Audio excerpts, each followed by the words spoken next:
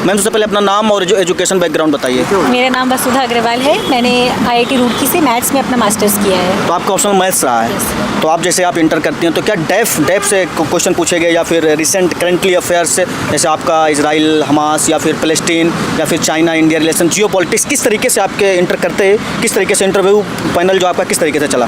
चल एक से मैं कॉल ले सकती हूँ? हाँ ले लो। पॉज कर दीजिएगा। हेलो। तो मैम जैसे हाँ सर, डैब से क्वेश्चंस थे, क्वेश्चंस डैब से भी थे, कुछ क्वेश्चन करंट अफेयर्स के भी थे।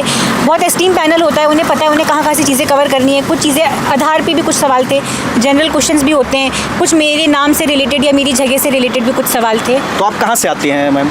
सर मैं चित्तौड़गढ़ हूँ, राजस्थान। चित्तौड़गढ़ से किस तरीके से आप बता रहे हैं कि आप मेरी जगह से हो, आपके नाम से, तो आपके नाम से किस तरीके से क्वेश्चन और जगह से किस तरीके से क्वेश्चन? मेरा नाम वसुधा है, तो मुझसे पूछा गया था कि वसुधैव कुटुंबकम से आप क्या समझती हैं। G20 का वो जो G20 का लोगो था, वो उन्होंने ये भी पूछा कहाँ यूज़ हुआ था। ये एक उपनिषद से आता है ये फ्रेज़, तो उस उपनिषद का नाम मुझसे पूछा कहाँ से वो उपनिषद है, तो वो चीज़ें पूछी नाम से संबंधित। जो चेयरमैन सर थे उन्होंने पूछा वसुधा आपका नाम है, उसका अर्थ क्या है? मैंने बताया धरती। बोले अच्छा आज की वसुधा को क्या खतरे हैं, उनके बारे में बताइए।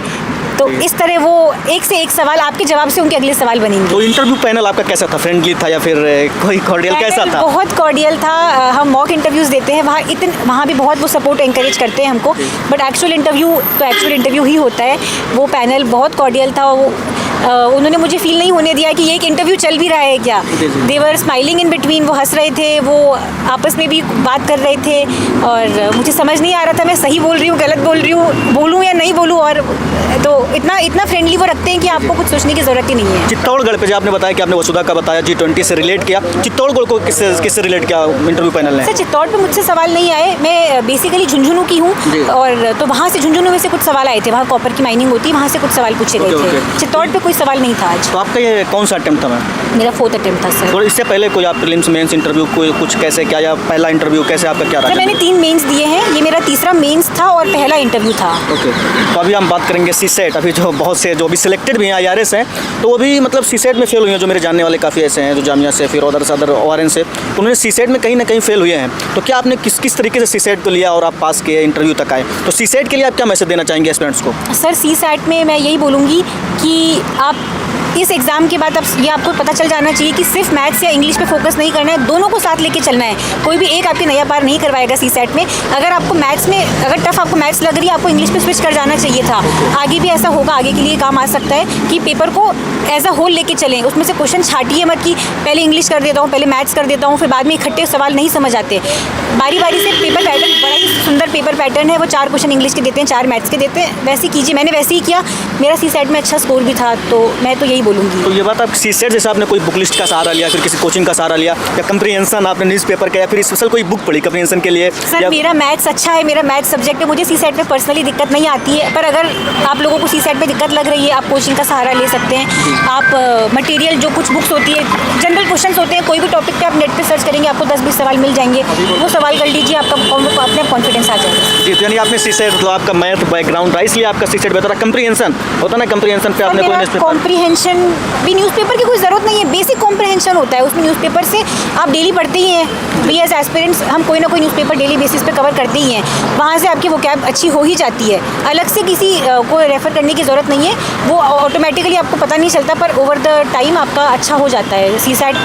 तो आई डोंट थिंक कोई इशू है। एक बुक की बात हम करते हैं कि NCERT, क्या आपके जीवन में NCERT आपने स्टार्ट कहाँ से की? 6 to 12 या फिर 9 to 12 या फिर 11-12? आपने NCERT कहाँ से पढ़ी? आपके NCERT के लिए आपका क्या राय होगी बिगिनर्स के लिए, या फिर जो दे रहे हैं अटेम्प्ट? सर NCERT तो बेसिक बुक है ही, उसको तो हम अवॉइड नहीं कर सकते बिल्कुल भी। NCERT से आपकी कॉन्सेप्चुअल क्लैरिटी अच्छी होती है। आपको पर्सनल लेवल पे जहाँ से लगता है, अगर आपको लग रहा है आपका हिस्ट्री बहुत कमज़ोर है, तो हिस्ट्री को आप 6ठी-7वीं क्लास से पढ़ सकते हैं। अगर आपको लगता है आपका हिस्ट्री पकड़ में है, तो आप 10th से भी कर सकते हैं। बेसिकली 11-12 की बुक्स तो करनी ही होती है। अगर ज्योग्राफी कम लग रहा है तो 10th की भी पढ़ लीजिए। 6 से पढ़ने की कोई ज़रूरत नहीं किसी भी किताब को। 8 से ऊपर भी ठीक चल जाएगा, वरना 9, 10th, वरना 11th-12th की आपको पढ़नी है। अब स्टैंडर्ड बुक की बात करेंगे, जैसे लाइक लक्ष्मीकांत या फिर RS शर्मा या फिर रमेश सिंह, आपने किसको फॉलो किया, या फिर आपने कोई कोचिंग ली, या फिर सेल्फ स्टडी कैसे आपने किया? सर मैंने कोचिंग तो ली थी, कोचिंग के साथ मैंने सप्लीमेंट किया अपनी पढ़ाई को, क्वालिटी में लक्ष्मीकांत के साथ सप्लीमेंट किया। जो मुझे लगता था नया है वो मैंने वहाँ से उठा के और अपने नोट्स में ऐड किया, ताकि लक्ष्मीकांत का वजन ना चले। लोग कहते हैं हमने 10 बार लक्ष्मीकांत की, 20 बार लक्ष्मीकांत की। मुझे लगता है अगर आप बस वो चीज़ें उठा लें जो आपको नहीं आती है और उन्हें आप एक कागज़ पे लिख लेंगे, तो लक्ष्मीकांत का वजन बात तक नहीं चलेगा।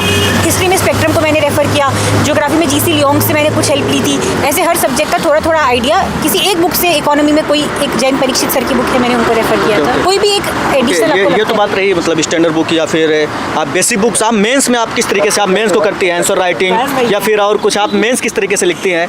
सर मेंस लिखना वो भी ग्रेजुअल प्रोसेस है। आप आंसर राइटिंग शुरू कर दीजिए सही टाइम पे, आप उसे चेक करवाते रहिए, सिर्फ लिखिए मत, चेक करवाइए उसे कि आप सही दिशा में जा रहे हैं नहीं जा रहे, और इम्प्रूवमेंट होगा डेफिनेटली। उसमें डेटा का, स्टैट्स का सब एडिशन करिए, रिपोर्ट्स उनको उन पर ऐड कीजिए, रिसेंट जो चीज़ें हो रही है अगर आप उनको नोट करते जाएंगे डेटा फैक्ट्स के तौर पे, फिर उनको सप्लीमेंट कीजिए अपने मेंस के आंसर्स में, वो सुंदर भी लगेंगे और आपको इम्प्रूवमेंट भी दिखेगा। चेक कराते रहिए, खुद से उसका एवेल्यूएशन मत कीजिए। मॉक वीएस रियल जो आपका आंसर राइटिंग है एग्जाम में, क्या डिफरेंट होता है दोनों में? जैसे किसी इंस्टीट्यूट का मॉक या फिर आप जो रियल मेंस देते हैं तो उसमें क्या कोई डिफरेंट है? सर मॉक मेंस में तो बहुत हेल्प करते हैं, ऑब्वियसली आपको स्पीड बढ़ाने में भी हेल्प करते हैं। स्पीड का भी बहुत बड़ा गेम होता है वहाँ पे, स्पीड में आपको मॉक्स हेल्प करेंगे डेफिनेटली, और आंसर स्ट्रक्चर में भी हेल्प करते हैं, फीडबैक भी हेल्प करते हैं। अगर आपको ज़्यादा लगता है तो मेंटरशिप भी वो लोग प्रोवाइड करते हैं, कई कोचिंग इंस्टीट्यूट का पर्सनल लेवल पे भी उनसे अपनी दिक्कत शेयर कर सकते हैं, तो आपको और कस्टमाइज वहाँ पे सोल्यूशन मिल तो जाए। ये जो आपकी जर्नी रही 4 साल, क्या कमियां रही हैं कि जो आपको यहाँ तक 4 अटेम्प्ट तक आना पड़ा? कोई लोग फर्स्ट में, सेकंड में, फिर भी बहुत बड़ी बात है, अचीवमेंट है कि आप लगातार मेंस दे रहे हैं, इंटरव्यू दे रहे हैं, तो क्या कमियां रही जो आप इनको भर करके आप इंटरव्यू तक आई हैं?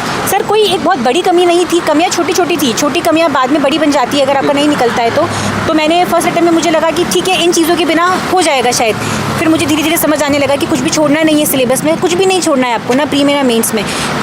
जो नहीं आ रहा है उसको बेसिक लेवल पे तैयार कर लीजिए ताकि एग्जाम में छोड़ना ना पड़े कोई सवाल।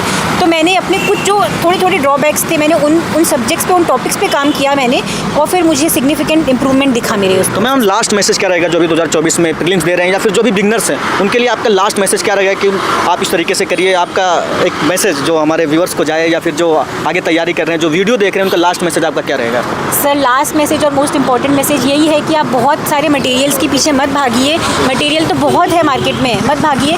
अपने कुछ अगर कोचिंग कर रहे हैं तो वहाँ से नोट्स को ढंग से कंसोलिडेट कीजिए, खुद से पढ़ रहे हैं तो नोट्स बनाइए, उन नोट्स पे टिकिए, भरोसा रखिए। अगर आपका नहीं भी निकल रहा है उन नोट्स से भरोसा रखिए कि वही आपकी स्ट्रेंथ है। एक्स्ट्रा एडिशन मटेरियल आप टेस्ट के वाया ऐड कर लीजिए, पर हर साल अगर नहीं हो रहा है तो नए मटेरियल की तरफ मत जाइए, उसी में और इम्प्रूवमेंट कीजिए तो वो मटेरियल आपको पार लगवा देगा। Thank you ma'am, thank you, best wishes for your interview. I hope, मैं आशा करता हूँ कि आपका इंटरव्यू अच्छा जाए और आप फाइनल सिलेक्शन हो, हम लोग फिर आपका फाइनल सिलेक्शन में इंटरव्यू ले। Thank you ma'am. Thank you sir, thank you so much.